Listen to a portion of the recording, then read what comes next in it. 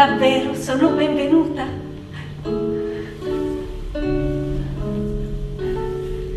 Non mi vedi? Non vedi come sono? La mia anima non riesce, retrocede, macchiata di polvere e di colpa.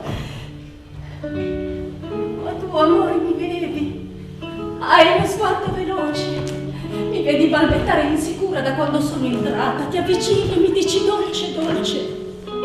Cosa ti manca, cara? Mi manca un ospite degno di stare qui. Quell'ospite sei tu? Io? La meschina, l'ingrata. No, amico mio, non sono degna, non posso alzare lo sguardo su di te. Poi, amore, mi prendi la mano e con quel sorriso mi parli. E chi ha fatto gli occhi? È vero, signore, ma li ho sciupati. Lascia la mia vergogna fuggire dove merita. E non sai chi ha preso la colpa su di sé? Allora io servirò, mio signore, servirò.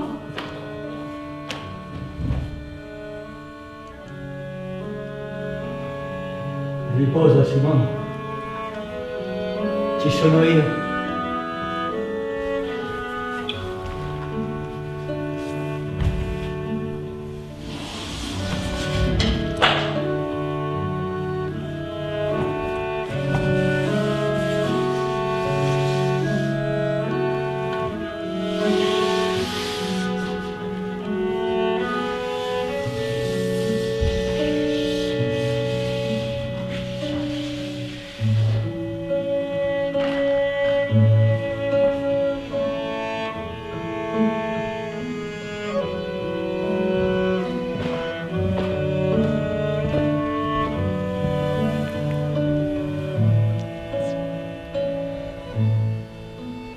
Ho conosciuto Simone Weil all'ospedale d'Ashford, nel Kent, Inghilterra, nell'agosto del 43.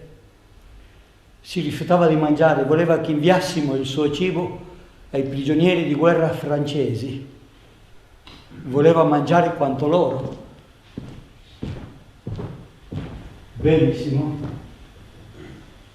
Non riuscivamo a farle capire che era impossibile sopravvivere con quelle razioni. Alessandro Magno nel deserto col suo esercito aveva sete, ma versò a terra l'acqua che un soldato gli offriva in un elmo.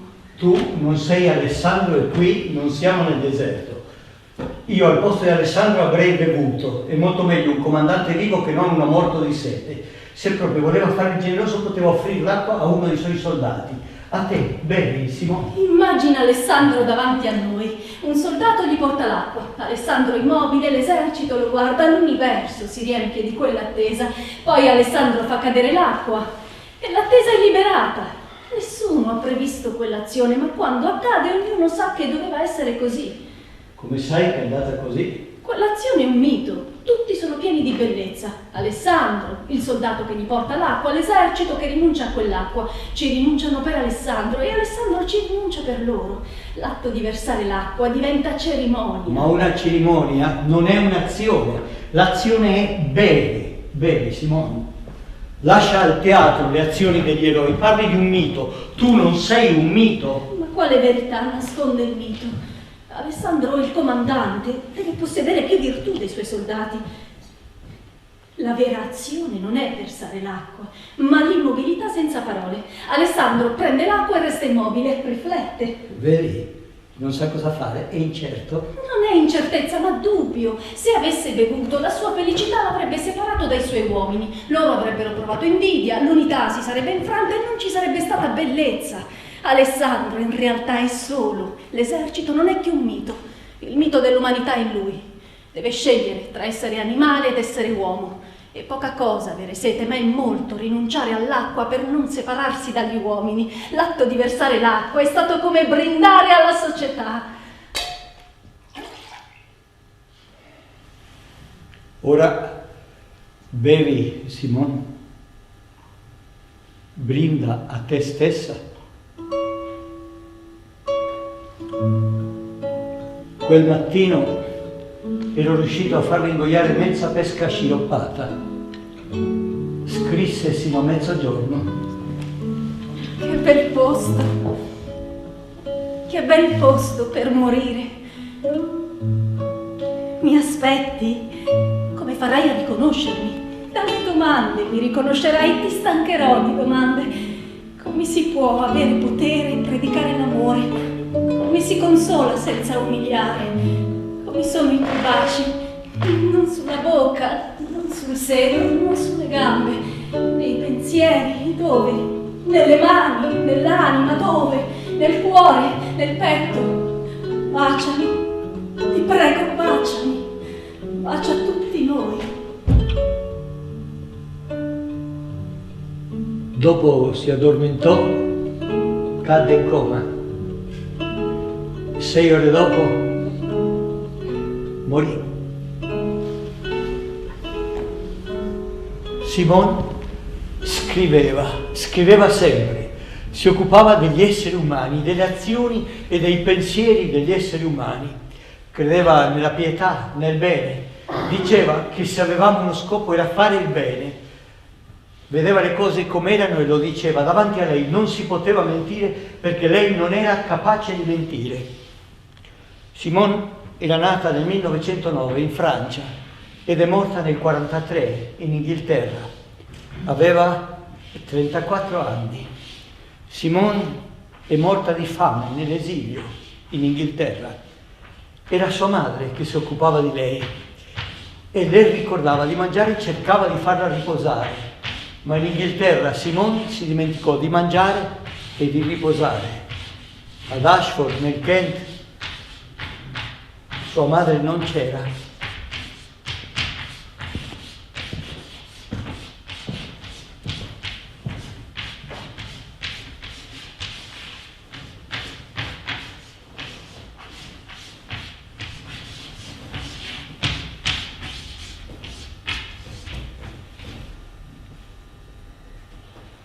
Carlo,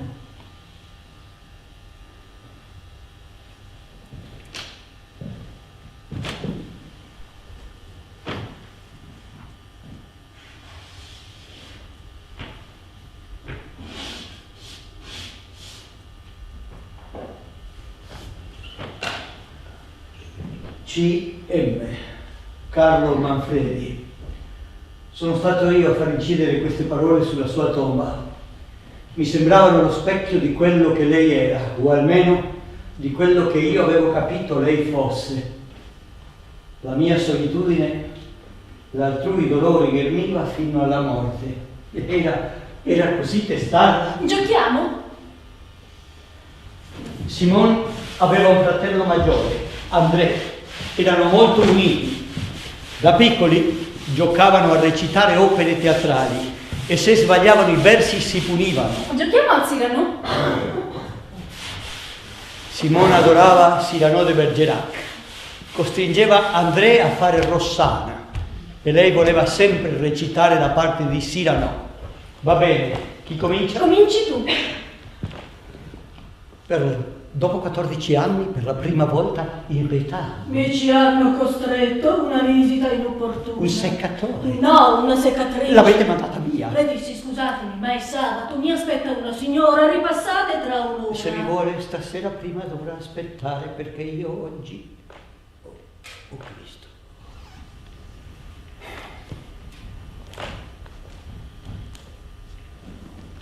La lettera! Mi avevate promesso che un giorno l'avrei letta. La lettera vorreste? Sì, la voglio. A voi. Vorrei capire. Aprite su. Rossana, addio, vado a morire. A voce alta. A vera domani, bella amata, ho il cuore ancora pieno d'anima inappagata e muoio, e mai più mai i miei occhi.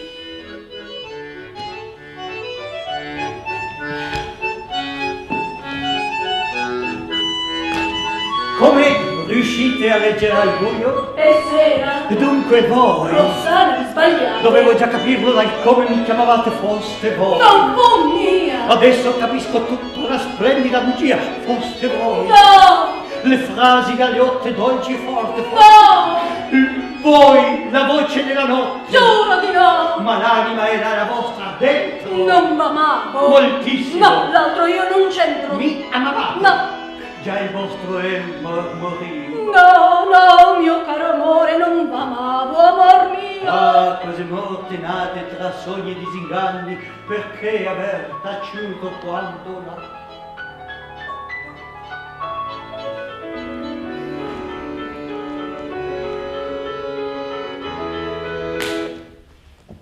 Da piccoli giocavamo a temperarci.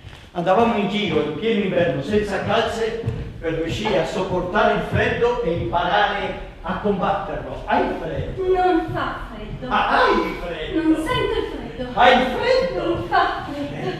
Tremi, carcassa, non è pianto, è rabbia. Quando si è sazi non è possibile immaginare la fame e quando si ha fame non è possibile immaginare la sazietà. Tu tremi, carcassa.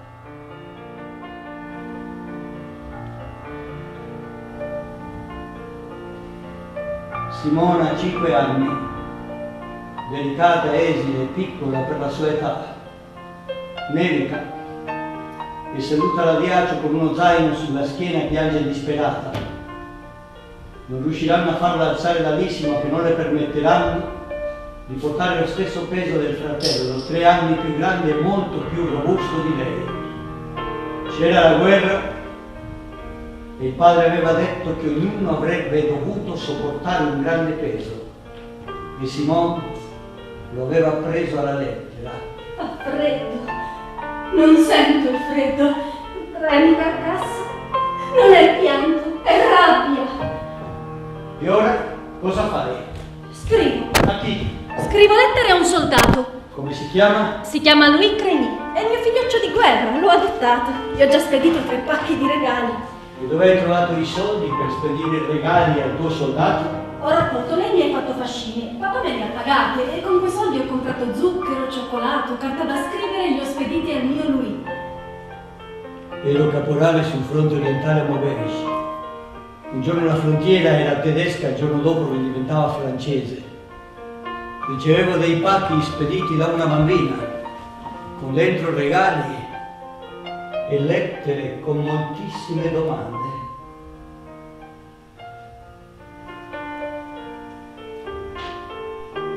Com'è la guerra? Ti fanno paura le pallottole? Hai dovuto uccidere qualcuno? Ti fanno paura le baionette? Hai dovuto fucilare? Hai dovuto dare il colpo di grazia? E il cannone? Come fa il cannone?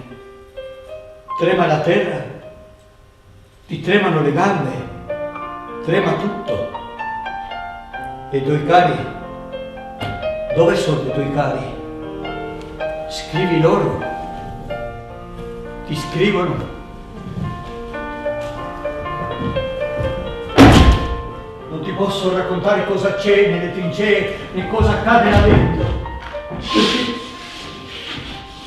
Perché un mio compagno ha avuto 60 giorni di prigione solo per aver riferito quello che accadeva in prima linea. Se non dimostriamo coraggio, gli ufficiali ci fanno formare. Scelgono uno ogni 10 da un battaglione di 30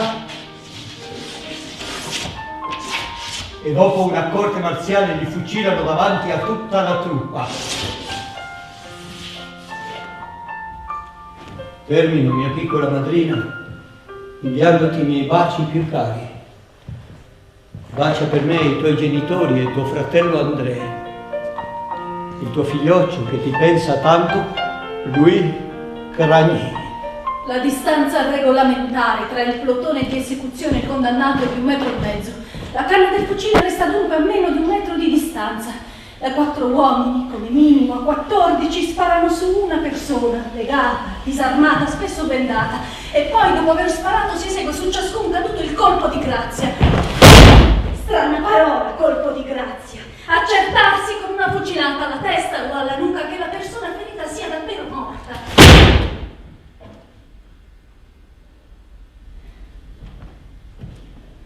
Ci dobbiamo lavare, Simone? c'è il mio infermiere socialista. Ebbene sì, anche oggi sono socialista e sono iscritto al sindacato. Hai qualcosa contro i sindacati? Contro i sindacati nulla. Ho aiutato a fondare un sindacato di disoccupati. Disoccupati? Abbiamo fatto una manifestazione e strappato al Consiglio Comunale il diritto di spaccare pietre per fare le strade. Spaccare le pietre? Quello è un lavoro duro e pagato male. Infatti pagavano poco, così abbiamo fatto subito uno sciopero per aumentare le paghe e abbiamo vinto. Facevi la sindacalista? Insegnavo filosofia, quello lo facevo nel tempo libero. Cercavo solo di impedire che i socialisti e i comunisti dividessero i sindacati per i loro interessi di partito. Io credo in Marx e nella rivoluzione. La parola rivoluzione dal 1789 ad oggi racchiude tutte le nostre speranze. Sperate, ma non vi chiedete se è più di una parola, se la rivoluzione non è diventata una bugia per la quale esseri puri e nobili hanno sacrificato tutto, anche la vita. E dopo questo sangue versato vorresti cancellare tutto? Solo dei sacerdoti possono pretendere di misurare il valore di un'idea dalla quantità di sangue che ha fatto scorrere. Marx ha creato il socialismo scientifico perché bisognava sostenere l'indignazione con argomenti rigorosi. Quando la proprietà sarà collettiva andrà tutto bene. Ogni lotta per il potere sparirà quando ci sia il socialismo in ogni paese. Il vostro socialismo è una fiaba. Lo Stato diventerà il padrone, sarà lui a prendersi il plusvalore. Guarda la rivoluzione russa. Migliaia di fucilati nell'Unione Sovietica e gli intellettuali non dicono nulla. Ignorano le scienze sociali ma giocano a fare i rivoluzionari. Ciò che per loro è distrazione, per qualcun altro è l'attesa della fucilazione. Pensa a Isaac Babel, lo scrittore. Alla periferia di Mosca, dopo averlo torturato per estrargli confessioni assurde, dopo un processo irrisorio dove false testimonianze diventavano prove, lo hanno fucilato insieme ad altri. E Meyerhold, il maestro del teatro del XX secolo. Mi hanno picchiato. Un vecchio malato di 66 anni, con un bastone di gomma, picchiavano sulle piante dei piedi, le gambe, la schiena e il volto. I giorni successivi picchiavano sulle chimosi e il dolore era tale che mi sembrava gettassero addosso acqua bollente. Mentre Meyerhold veniva torturato, degli sconosciuti sono entrati di notte a casa sua. Lì c'era sua moglie, Zinaida Rak, attrice splendida e donna bellissima. Il giudice istruttore mi aiutò a trovare nuove accuse che sottoscrivevo pur di evitare altre torture. Inventa, mi diceva, inventa. Se non inventerai ti picchieremo ancora, lasceremo intatta la testa e la mano destra e ridurremmo il resto a un ammasso di corpo informe, dilaniato, insanguinato. L'hanno pugnalata, sgozzata, gli hanno cavato gli occhi. Perché? Per vendicarsi della sua bellezza, della sua bravura, del suo essere indipendente e libera. Ho firmato quelle menzogne. Ora le rifiuto, mi sono state estratte con la tortura e scongiuro lei, Molotov, capo del governo, mi restituisca la mia libertà. Amo la mia patria e ad essa voglio dedicare gli ultimi anni della mia vita.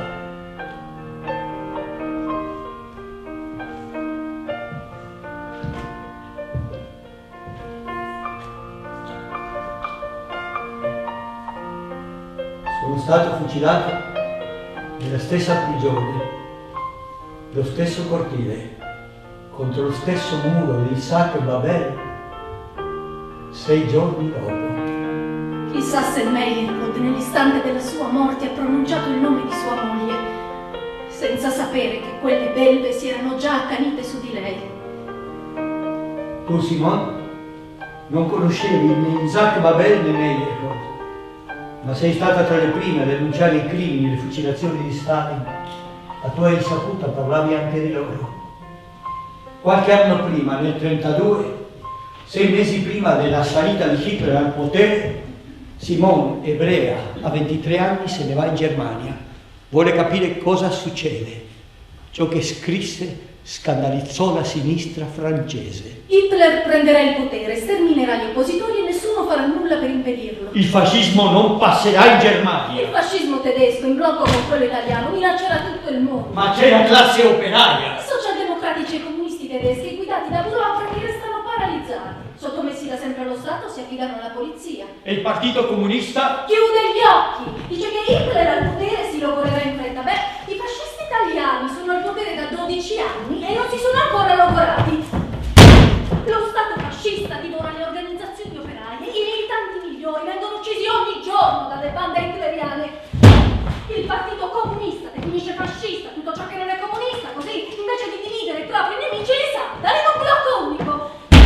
La dittatura burocratica che grava sulla classe operaia russa impedisce una possibile rivoluzione tedesca. Bisognerebbe creare un fronte unico dalla base e preparare una lotta armata contro le bande hitleriane. A cosa serve un partito che sa solo raggiungere con qualche ritardo le masse?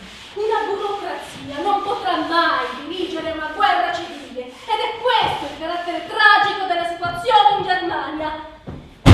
Incaricati di difendere contro le bande fasciste l'eredità del passato e le speranze dell'avvenire, gli operai tedeschi hanno contro di loro tutto ciò che è potere costituito. Stato tedesco e Stato russo, partiti borghesi e rappresentanti ufficiali degli operai. Tutto contribuisce a paralizzare gli operai tedeschi e in una battaglia vittoria e disfatta dipendono da una questione di ore.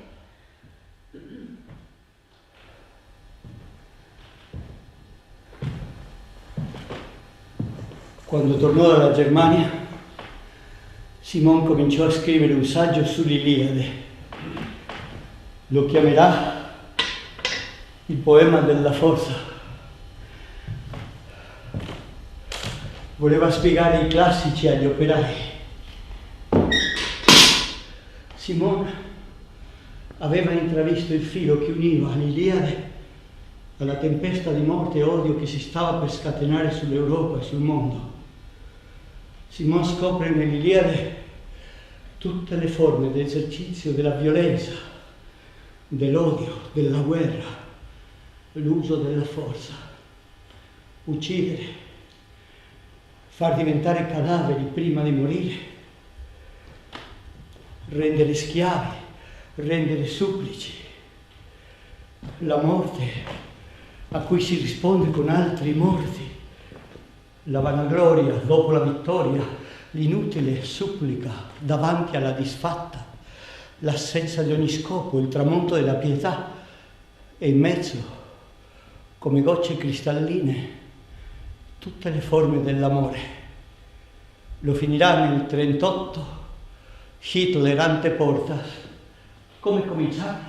Il vero eroe, il vero soggetto dell'Iliade è la forza adoperata dagli uomini, la forza che sottomette gli uomini, la forza davanti alla quale la carne degli uomini si ritrae. Coloro che hanno sognato che la forza, grazie al progresso, appartenesse al passato, hanno visto in questo poema un documento. Coloro che sanno distinguere la forza al centro di ogni vicenda umana ne trovano il più puro degli specchi. La forza è tutto ciò che fa di chiunque le è sottomesso una cosa. Quando è esercitata fino in fondo, fa dell'uomo una cosa nel senso più letterale, perché ne fa un cadavere. C'era qualcuno e un attimo dopo non c'è nessuno.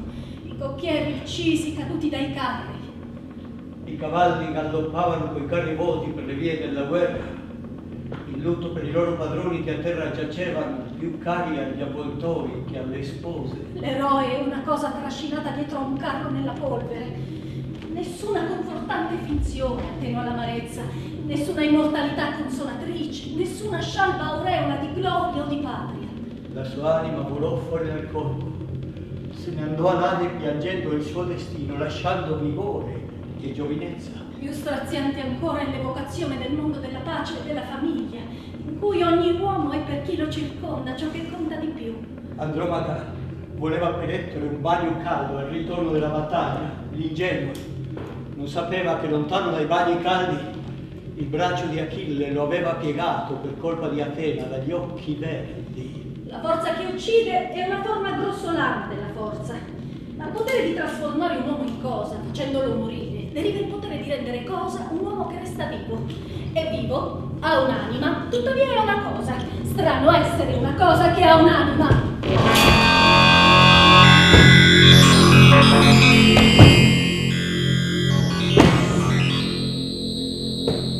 L'anima non è fatta per abitare una cosa e quando vi è costretta non vi è più nulla in lei che non soffra violenza. Licaone, il ragazzo disarmato sul quale Achille punta l'arma, diventa cadavere prima di essere colpito. Ancora per un istante riflette, agisce, spera. Volevo sfuggire la morte malvagia. Con un braccio stringevo le ginocchia ad Achille, lo supplicavo. Con l'altro trattenevo l'acuta lancia. Ma presto capisce che l'arma non devierà. Mi accasciai a terra Abbassai le braccia. Achille affondò intera la spada nel collo indifeso. Io giaccio disteso e il sangue nero inzuppa da terra. Quando un vecchio supplica, un guerriero non è condannato, ma non può reagire né fremere. Un sussulto può bastare a togliergli la vita. Le sue labbra baceranno l'oggetto per lui più orribile. Io, Priamo, stringevo le ginocchia d'Achille, baciavo le mani che mi avevano massacrato tanti figli. Il supplice davanti al guerriero imita il nulla per non morire. Spinto cade, caduto resta a terra. Ma ci sono esseri più sventurati, che senza morire diventano cose per tutta la vita. La donna violentata, resa schiava, bottino di guerra a cui è stata sterminata la famiglia e bruciata la città. Tesserai la tela per un'altra, ad Argo. Porterai l'acqua a tuo malgrado schiacciata dalla necessità. La vecchiaia ti prenderà lontana dai tuoi, nel letto di un padrone schiava. La subirà il suo bambino, erede del re. E tuo figlio farà lavori umilianti sotto lo sguardo di quel padrone senza pietà. Lo schiavo perde la vita interiore. A uno schiavo non è permessa la memoria della propria città, dei propri morti. Il pianto gli è permesso solo quando muore uno di quelli che gli hanno distrutto la città e massacrato i suoi cari. Le schiave piangevano Patroclo il dolce, ma Patroclo morto faceva loro ricordare i mariti, i padri, i fratelli massacrati da Achille quando le aveva rapite. Col pretesto di Patroclo ciascuna piangeva il proprio dolore. Il forte non è mai assolutamente forte, né il debole assolutamente debole, ma lo ignorano.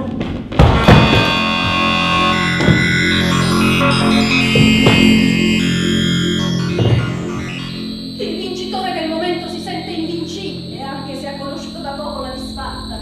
Torniamo in città. Disse il vecchio saggio Polidamante. Torniamo in città prima che Achille decida di vendicare Patroclo morto. Ma Ettore, dopo aver ucciso Patroclo, crede di aver vinto e non ascolta il consiglio di Polidamante. Codardo chiamarono me che ero prudente. Ettore e gli altri restarono lì. Carne per cani che non sa di essere morta perché ancora respira e crede sia vita il tempo che le resta prima di morire. Il giorno dopo Ettore è perduto, ferito a morte, implora invano il vincitore. Ti supplico, Achille, per tutto ciò che ami, consegna il mio corpo al padre e alla madre. E si sente rispondere. Non pregare, cane, ti farò a brandelli. Nessuno salverà il tuo corpo dagli avvoltoi. La guerra cancella ogni scopo, anche lo scopo della guerra. Cancella il pensiero stesso di porre fine alla guerra, così non si fa nulla, perché la guerra finisca. Quando è cominciato ciò che ora succede? E come e perché? E chi ne ha la colpa? Quando è cominciato ciò che ora succede? E come e perché? E chi ne ha la colpa? L'anima distrugge dentro di sé ciò che la natura aveva posto. Per guarire vuole distruggere il nemico. Quale eco può avere in simili cuori la timida aspirazione alla vita quando il ragazzo inerme supplica che gli si permetta di vedere ancora il giorno? Abbi pietà, Achille. Ho mangiato il pane da te quando ero bambino. Mi avevi rapito e venduto per un ricco compenso. Torno ora, dopo 3 anni di vivere schiavo, di abbracciare i miei cari e incontro te. E la risposta è ghiacciante. Perché piangi? Patroclo è morto ed era meglio di te. E me non mi vedi? Sono bello! Sono forte! Mia madre è una dea! Mio padre è un re! E anch'io morirò all'alba o al tramonto del giorno qualsiasi! Ora muori tu!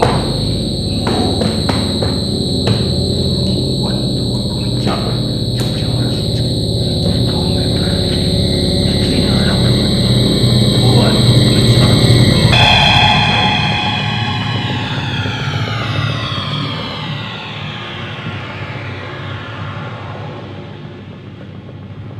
Ad un morto si risponde con un altro morto. La morte dei compagni suscita una tetraemulazione di morti. La forza pietrifica in modo diverso, ma in ugual misura, le anime di quelli che la subiscono e di quelli che la esercitano. Ma ci sono nel poema istanti brevi, luminosi, in cui gli uomini hanno un'anima. Sono i momenti in cui amano. Quasi nessuna forma pura dell'amore è assente dall'Iliade. L'ospitalità, l'amore condannato alla sventura, parole rivolte allo sposo morto. Mi lasci vedovo e sola a casa mia. Il nostro figlio è ancora bambino e mai crescerà. L'amicizia tra i compagni di battaglia. Achille piangeva l'amico di letto e il sonno che tutto doma non lo prendeva. Si vigilava qua e là. Ma il trionfo più puro dell'amore, la grazia suprema di tutte le guerre è l'amicizia che nasce nei cuori dei nemici mortali. Achille piangeva pensando al padre e a Patroclo morto. Priamo piangeva per Ettore, accasciato ai piedi di chi glielo aveva ucciso. Nella casa si udiva il pianto di entrambi. Poi si osservava. Priamo ammirava la forza e bellezza di Achille, simile a un dio. Achille osservava il volto nobile dell'anziano, ascoltava la sua voce. E quando si stancarono di guardarsi l'un l'altro, vollero dormire. Così riposarono, uno a fianco all'altro, il padre del morto e colui che glielo aveva ucciso. L'Iliade ha un'amarezza che non si abbassa mai a lamento. Né vincitori né vinti sono ammirati, disprezzati, odiati. Sembra il canto di qualcuno che, memore della vittoria dei padri, abbia appena subito esilio e sconfitta. L'amarezza concerne l'unica giusta causa d'amarezza, la sottomissione dell'animo umano alla forza. Nessuno vi è sottratto sulla terra. L'Iliade ci chiede di imparare che nulla è a riparo della sorte, che mai si deve ammirare la forza, né odiare il nemico, né disprezzare gli sventurati. Ma è improbabile nel nostro tempo che questo accada.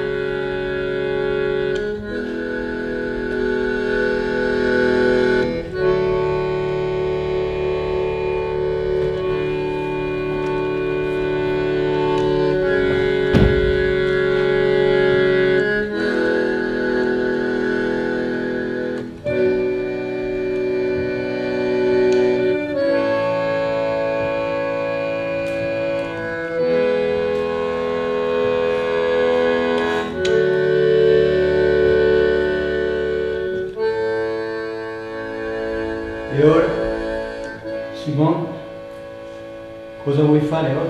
Voglio andare a lavorare in fabbrica. Vuoi fare l'operaia? Voglio capire cosa si prova a fare l'operaio. Cos'è una catena di montaggio? Perché? Tutti parlano degli operai e non sanno nulla della fabbrica. Parlano del lavoro e non hanno mai lavorato. Voglio capire cos'è il lavoro, in che cosa consiste lo sfruttamento, qual è la differenza tra il lavoro e la fatica. Voglio capire. Capirai, Simone. Capirai e scriverai. In un taccuino annoterai tutto. Ritmi di lavoro, compensi, comportamento degli operai, le tue riflessioni sui sistemi di lavoro. Ma stai attenta, Simone. Per sopravvivere in fabbrica ci vogliono i calli al cuore. L'esperienza della fabbrica ti segnerà per sempre.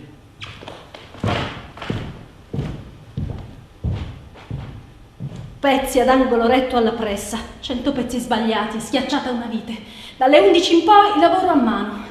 Circuiti magnetici fissi, sostituire tasselli di rame, utensili, mazzuolo, tubo ad aria compressa, sega metallica, schermo luminoso faticosissimo alla vista, fuori tempo, operai, Mimì, l'italiana, la sorella di Mimì, quella che mi regala i panini, fuori tempo, la rossa, la gatta, la bionda dell'officina di guerra, l'amica di Tolstoi, fuori tempo, martedì, emicrania violentissima, lavoro lento e malfatto, dalle 11 in poi lavoro alla pressa pesante per rondelle, fuori tempo, 2 franchi all'ora per 1000 rondelle, totale 2,28 franchi, 5 ore al giorno per 5 giorni, lavoro piangendo ininterrottamente ma senza fermarmi, fuori tempo, pedalare solo con la gamba, spingere la striscia con una mano, tenerla ferma con l'altra, 7:11, continuato, ritmo rapido, malgrado il malessere, sforzo, ma anche una specie di felicità meccanica quasi avvilente, un pezzo sbagliato, nessun rimprovero, incidente burocratico, mancano 10 rondelle, venerdì 11:13, ricottura nel forno, 50 pezzi, rimanere davanti al forno per sorvegliare,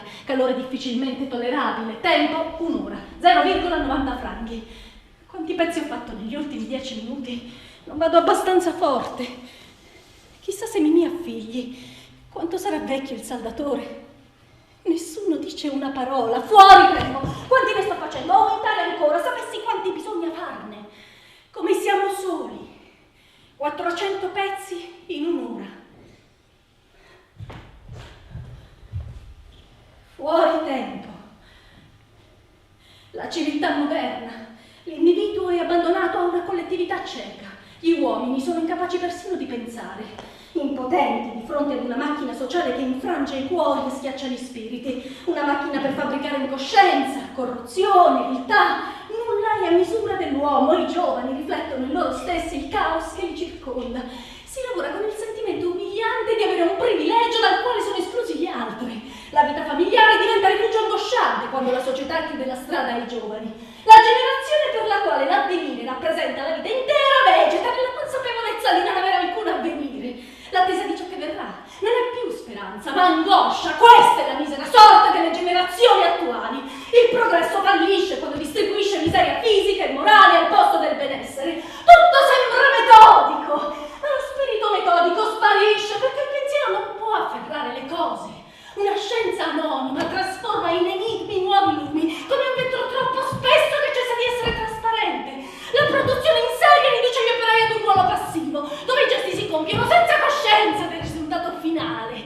Gli uomini sono pezzi di un ingranaggio, di rapporti, regolamenti, statistiche, guidato dall'organizzazione burocratica. Le macchine non funzionano per permettere agli uomini di vivere, ma ci si rassegna a nutrire gli uomini affinché servano le macchine. La potenza e concentrazione degli armamenti mettono le vite umane alla mercé del potere centrale. La funzione di controllo è passata dal pensiero alle cose. Tutto è diventato cieco.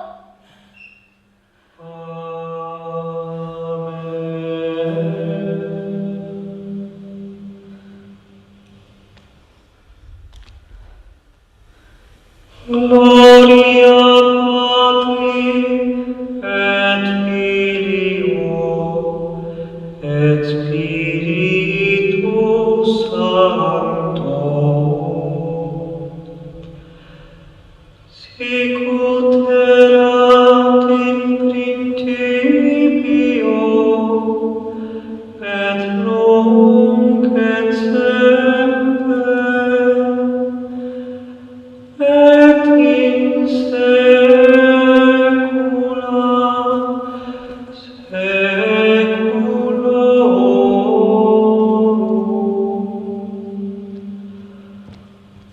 Amen.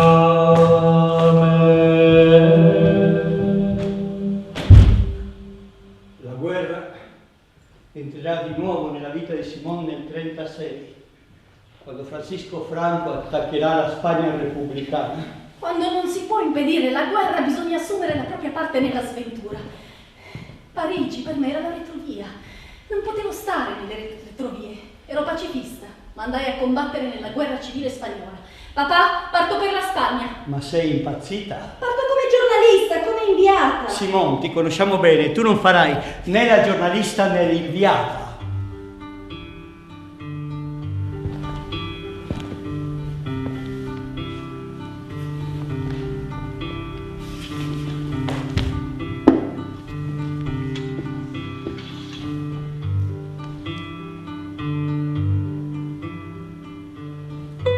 Cari, l'8 agosto ho attraversato la frontiera.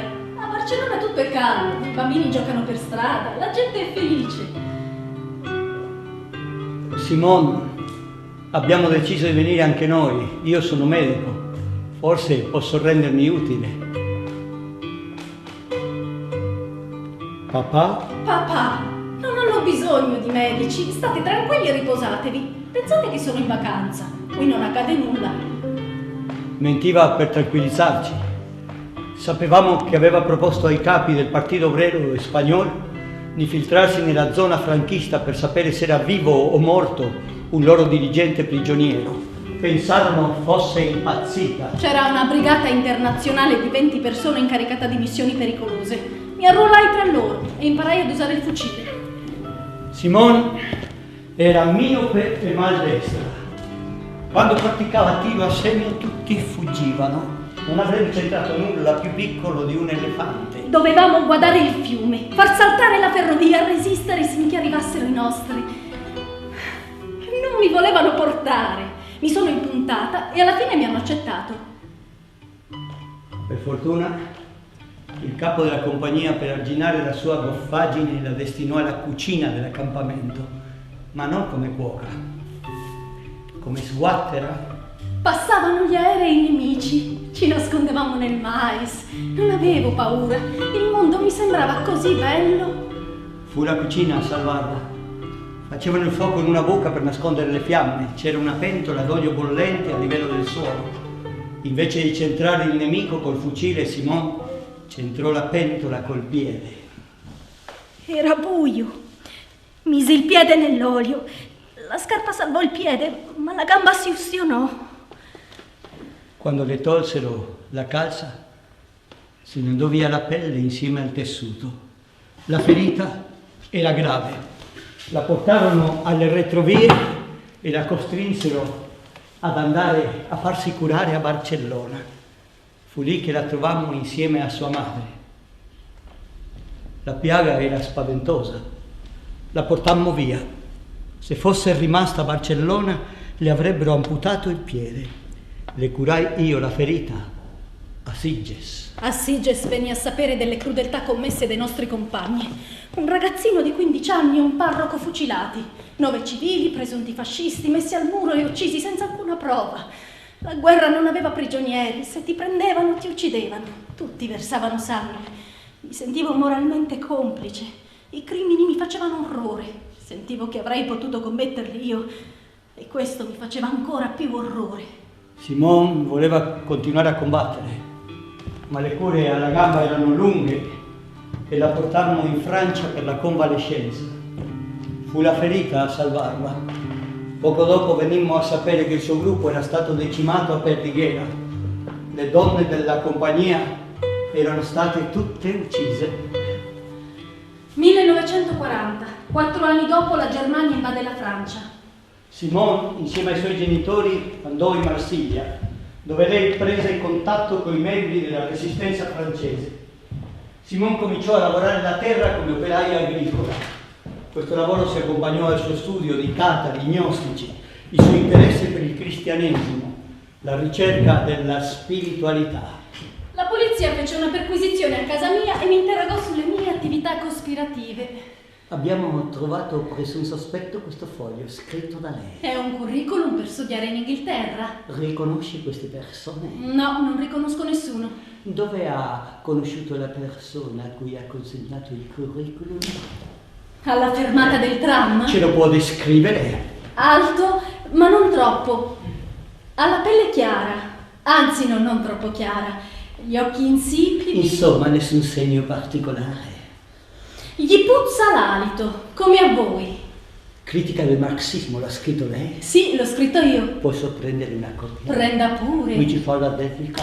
Con piacere. Lei sa che posso farla rinchiudere con delle prostitute? Ho sempre desiderato incontrare quelle signore e la prigione sarebbe un ottimo spazio per farne conoscenza. Ma lei è ebrea? Signore, io non ho capito cosa si intende oggi con ebreo. Non sono mai entrata in una sinagoga, sono cresciuta senza pratica religiosa e non ho alcun contatto con quella tradizione. Lei dice di non capire cosa si intende oggi per ebreo? Considero lo statuto degli ebrei una cosa assurda e ingiusta. Come si può credere che un insegnante possa fare del male a dei ragazzi che imparano la geometria per il semplice fatto che 3 dei suoi nonni andavano in sinagoga? Lei è una piccola canaglia, ci sta prendendo in giro. Sono certa che chi è nella mia situazione non abbia troppa voglia di ringraziarvi. Per questo dovreste apprezzare la mia gratitudine.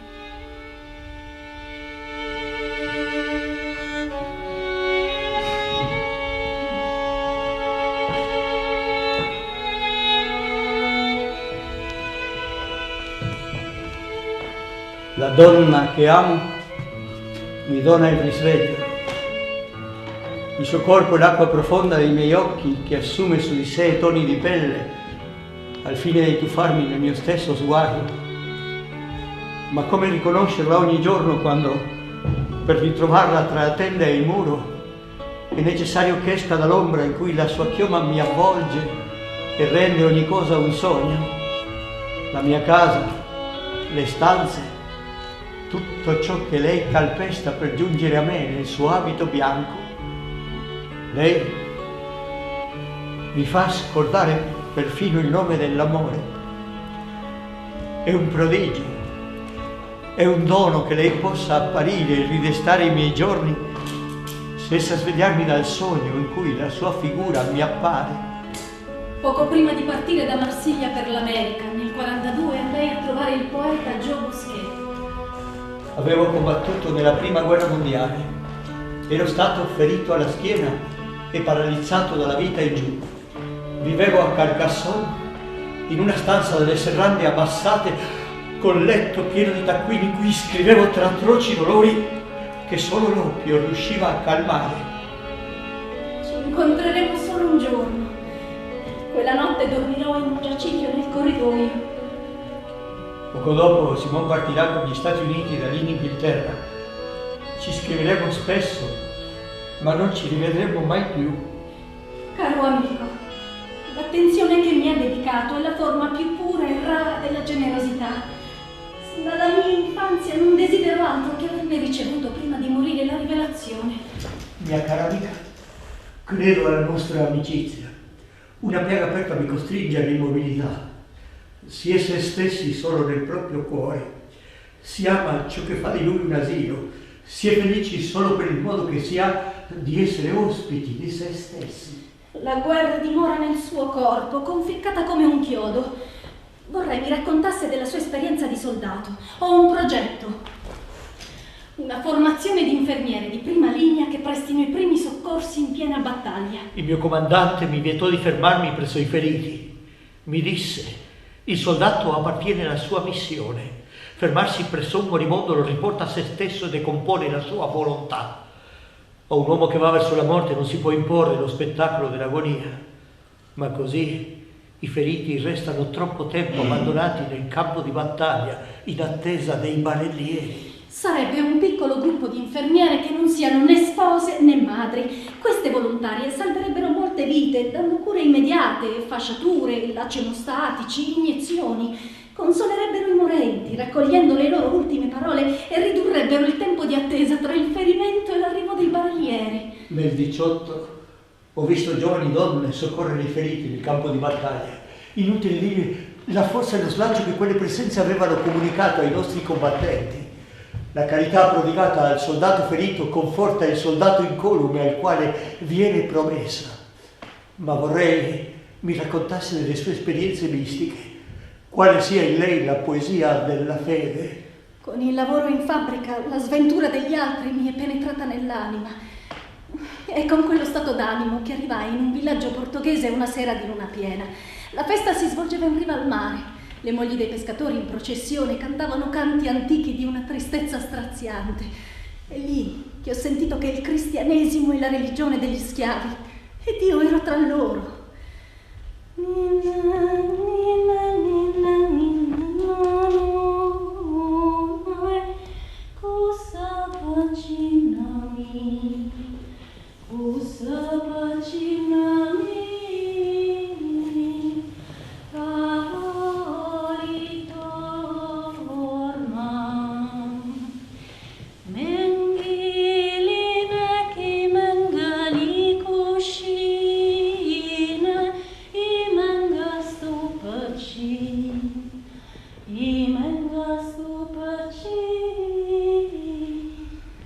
C'è un poema che recito da allora. Una sera, mentre lo dicevo, il Cristo stesso è disceso e mi ha presa. Io non avevo mai pregato, non avevo mai letto i mistici, quel contatto non era opera mia, ma è stato così che ho sentito che Platone è un mistico, che l'Iliade è inondata di luce cristiana, che Dionisio, Osiride sono in qualche modo il Cristo stesso, e il mio amore si è raddoppiato. Non conosciamo ciò che ci può accadere, ce lo nascondiamo, ma ci tuffiamo con lui ed entriamo da sonnambuli in questa vita smisurata. Quale grandezza di cui non siamo che l'eco ci rende quel che siamo? Da allora il Cristo si presenta in forma più pura e colma d'amore della prima volta in cui mi ha presa. Io non c'entro affatto. Forse Forse a Dio piace utilizzare gli scarti, i pezzi difettosi. Ma mia cara amica, gli argomenti più denigrati attendono un essere che predestinato a sua insaputa ne sveli la loro vera essenza. Mai, neppure una volta ho avuto la sensazione che Dio mi volesse nella Chiesa. Così io non entrerò nella Chiesa. Tradirei la verità se abbandonassi il punto in cui sono sin dalla nascita, all'intersezione del cristianesimo e ciò che cristianesimo non è.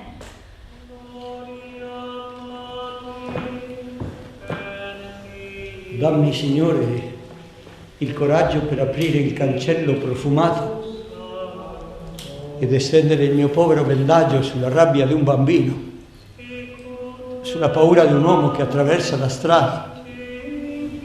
Dammi, Signore, la forza per alzarmi dalla polvere, per fare il mio pane e dividerlo con quelli che dalla polvere si sono alzati e dividono con me la loro sconfitta.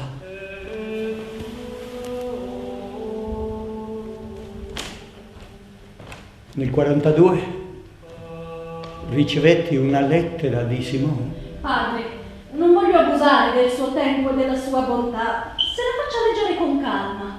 Mi chiamo Jean-Marie Perrin, sacerdote domenicano. Sono diventato cieco di 11 anni. Conoscevo Simone dal 41. Ci frequentavamo. Ero stato io a trovargli il lavoro come operaio agricola. Simone veniva a messa. Cristo per lei era una certezza, ma non osava pregare. Nella lettera mi spiegava le ragioni che gli impedivano entrare nella Chiesa e prendere i sacramenti del battesimo e l'Eucaristia. Caro padre, quando leggo il catechismo del Concilio di Trento, mi sembra di non avere nulla in comune con quella religione. Quando leggo il Nuovo Testamento, i mistici, la liturgia, sento che questa fede, la mia, ciò che chiamiamo idolatria, è invenzione del fanatismo giudaico. I sentimenti dei pagani per le statue sono simili a quelli che oggi ispirano il crocifisso o le statue della Vergine, dei santi. Non crediamo noi Dio presente in un po' di pane e di vino. La vera idolatria è la cupidigia. Il Cristo ha iniziato la sua vita pubblica cambiando l'acqua in vino. L'ha terminata trasformando il vino in sangue. Se la redenzione non fosse presente sin dall'origine, non si potrebbero perdonare a Dio le sventure di tanti innocenti, asserviti, torturati, massacrati, uccisi nei secoli anteriori all'era cristiana. Il Cristo è presente sulla terra ovunque ci siano crimine e sventura, a meno che gli uomini non lo scaccino. E se Osiride o Krishna fossero state incarnazioni del Verbo prima di Gesù, ogni volta che un uomo ha invocato con cuore puro Osiride, Dionisio, Krishna, Buddha, il Figlio di Dio ha risposto inviandogli lo Spirito Santo e lo Spirito ha agito sulla sua anima, dandogli luce all'interno della sua religione. Pertanto è inutile inviare missioni per indurre i popoli d'Asia, d'Africa o d'Oceania ad entrare nella Chiesa. Cristo ordinava di portare un annuncio, non una teologia. È come se si fosse finito per considerare non più Gesù, ma la Chiesa come Dio incarnato. Cristo era perfetto, ma la Chiesa si è macchiata di numerosi crimini. Roma e Israele hanno impresso il loro marchio sul cristianesimo. Israele introducendo l'Antico Testamento, Roma facendone la religione ufficiale dell'impero romano, un regime fondato sull'adorazione dello Stato, come il nazismo. È falsa ogni concezione di Dio incompatibile con la carità pura. Sono eretica se credo che l'ordine a Israele di distruggere le città, massacrare i popoli, sterminare prigionieri e bambini non fosse venuto da Dio e che aver attribuito a Dio un simile comando sia stato un errore gravissimo. Il Verbo abita in segreto in ogni uomo, battezzato o meno. Non è il battesimo a farlo entrare nell'anima. Credo in Dio, nella Trinità, nella redenzione, nell'incarnazione, nell'Eucaristia, negli insegnamenti del Vangelo.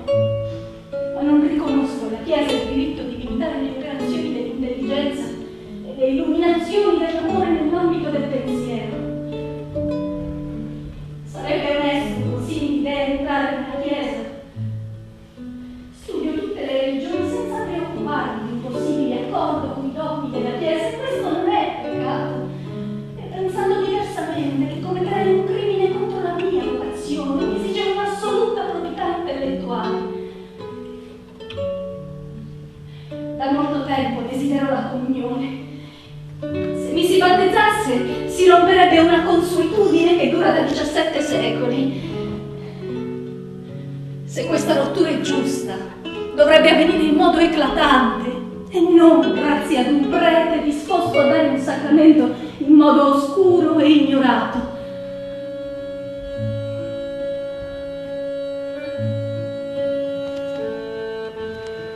Per questo motivo non ho mai chiesto il battesimo e non intendo farlo. La fede cristiana, senza il pericolo della tirannia della Chiesa sugli spiriti, potrebbe stare al centro della vita profana e impregnare tutto con la sua luce.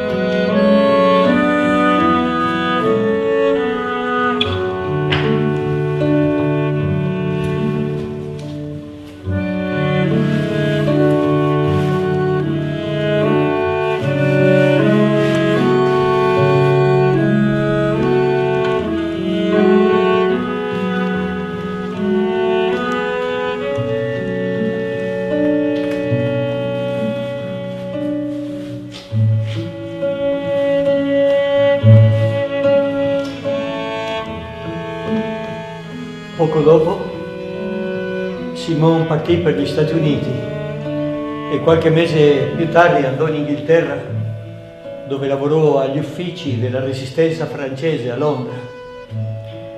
I suoi genitori non riuscirono a trovare i visti per andare in Inghilterra e restarono in America. Senza la presenza della madre, che in modo discreto e a sua insaputa si occupava di lei, la salute di Simone deperì. Voleva vivere d'accordo con i suoi tempi e correre il destino degli sventurati nei quali si riconosceva. Quando la sua salute crollò, fu ricoverata all'ospedale d'Ashford, nel Kent, il luogo in cui l'abbiamo trovata all'inizio di questo viaggio.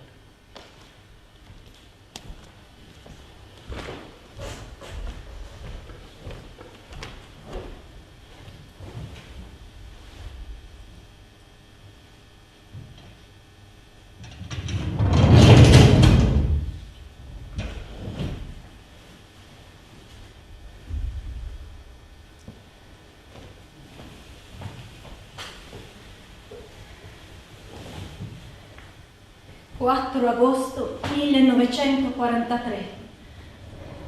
Cari, sono tornate le giornate calde.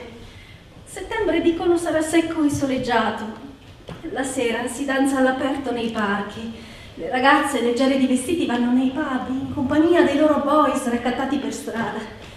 Le madri disperate non riescono a farle andare in chiesa. Queste ragazze si chiedono a cosa serve. Pensano alla guerra solo per il rischio di qualche bomba. Ignorano quello che accade. A volte mangiamo una composta chiamata Fruitful, frutta chimica mescolata a crema. Il nome è delizioso. Mangia, Simone. Questi folli, mentono.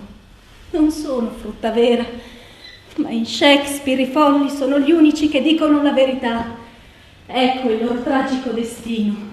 I folli, precipitati all'ultimo stadio dell'umiliazione, peggio dei mendicanti, disprezzati perché sembra non dicano la ragione. Soltanto loro dicono la verità. Tutti gli altri mentono.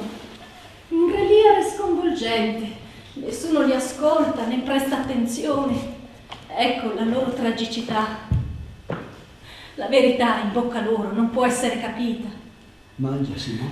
Non verità satiriche, umoristiche, ma verità pure, luminose, incontaminate, essenziali, profonde. Mamma, non avverti l'affinità tra questi fogli e me?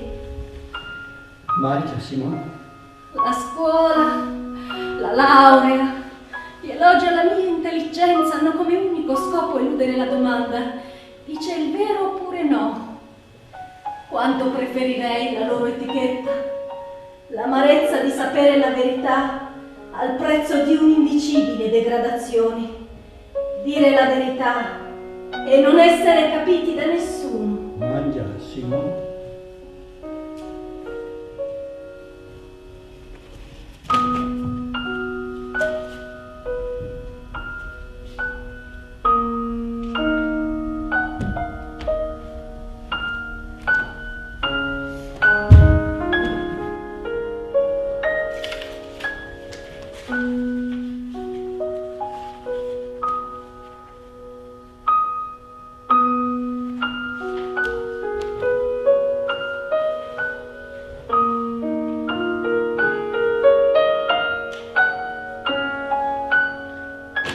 Simone scrisse sino a mezzogiorno.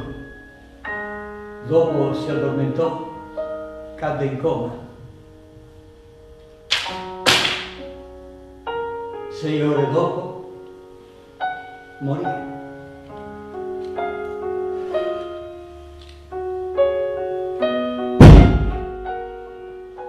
E ora, Simone?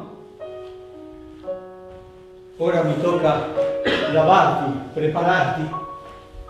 La morte non ti ha sorpreso. Eri pronta, lo so. Chi verrà al tuo funerale?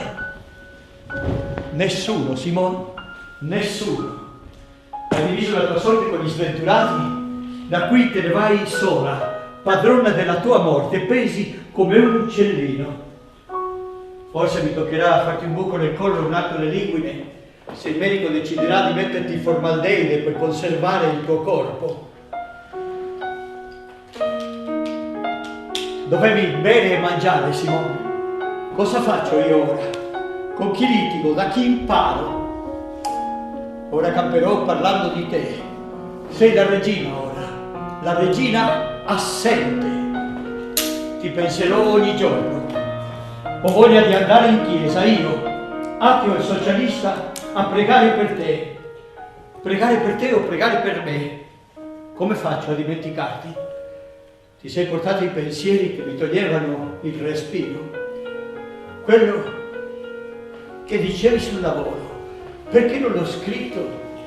Com'era, Simone? È un sogno.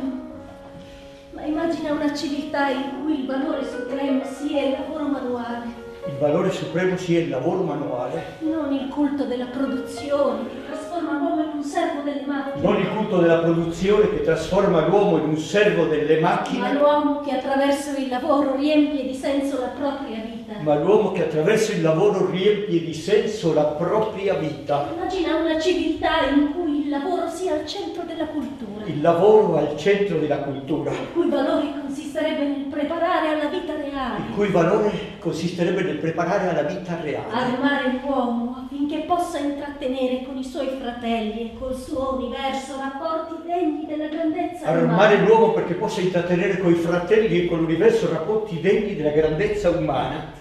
Cercate il regno dei cieli e tutto il resto vi sarà dato. Una simile scienza comanderebbe la natura. Le nozioni indispensabili sarebbero trasparenti allo spirito. Gli uomini si riunirebbero in piccole comunità di lavoratori dove la solidarietà sarebbe il valore supremo.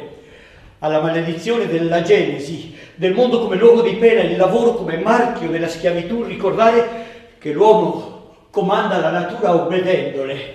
Questa semplice formula dovrebbe costituire la Bibbia della nostra epoca e i lavoratori lo intuiscono, perché quando sfuggono alla demagogia fondano le loro rivendicazioni sulla dignità del lavoro. Era così, Simone. L'uomo è uomo perché pensa, ma pensa vuoto quando non afferra l'universo. Era così, vero? Era così.